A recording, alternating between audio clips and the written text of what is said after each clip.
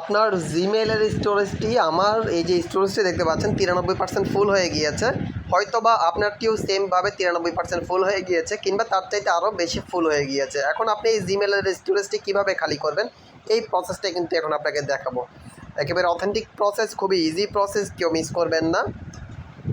এই প্রসেসে আপনি খুব সহজে কিন্তু ক্লিন করতে পারবেন।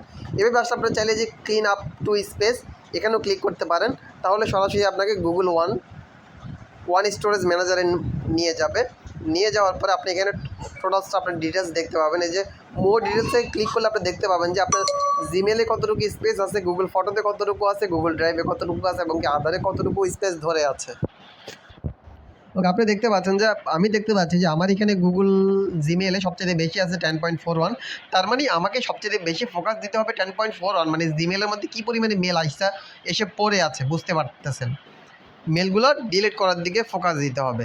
ওকে, এরপরে কোথায় আছে? গুগল ফটোতে আছে প্রায় 2.5 জিবির মতো, গুগল ড্রাইভে আছে বেশি না, আর আদার্সে আছে 908 MB।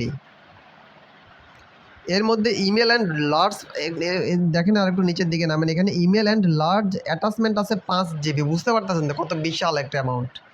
Large photo and video আছে 2 জিবি। লার্জ ড্রাইভ ফাইল আছে 113 MB, এগুলো কমই আছে।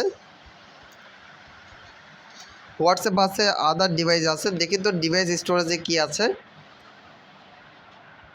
ওকে, কন্টিনিউ।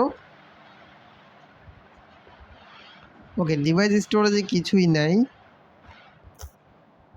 তো আপনাকে এখানে ফোকাস দিতে হবে আপনার এই যে ইমেল অ্যান্ড লার্জ 5 জিবি। এখানে রিভিউ দেখে যে লার্জ ইমেলগুলো আছে আপনি এখান থেকে আপনার অপ্রয়োজনীয় লার্জ ইমেলগুলো কিন্তু আপনি বাদ দিয়ে দিবেন। তাহলে দেখেন এখানে এক একটা ইমেল 6 MB করে। এখানে আপনার অপ্রয়োজনীয় যে ইমেলগুলো আছে এগুলো আপনি এখান থেকে বাদ দিয়ে দিবেন, ডিলিট করে দিবেন। তাহলে আপনার ইমেলের স্টোরেজটা খালি হয়ে যাবে। তো আশা করি বুঝতে পেরেছেন।